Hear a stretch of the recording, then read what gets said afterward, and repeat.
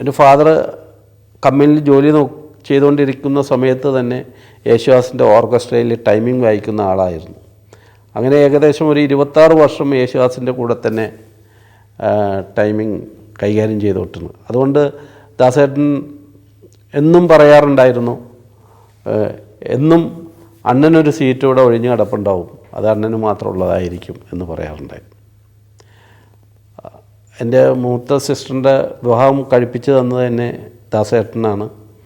അന്ന് ആലുവ ടാസ് ഹാളിൽ എനിക്ക് നല്ല ഓർമ്മയുണ്ട്. ആലുവ ടാസ് ഹാളിൽ ഒരു ദിവസം പ്രോഗ്രാം വെച്ചിട്ട് ആ പ്രോഗ്രാമിൻ്റെ തുക മുഴുവനും ആബേലച്ഛൻ ഉൾപ്പെടെയുള്ളവർ വന്നിട്ട് ക്വാർട്ടേഴ്സിൽ എൻ്റെ വീട്ടിൽ കൊണ്ടുവന്ന് എൻ്റെ ഉമ്മയുടെ കയ്യിൽ ഏൽപ്പിക്കുകയും ചെയ്തു.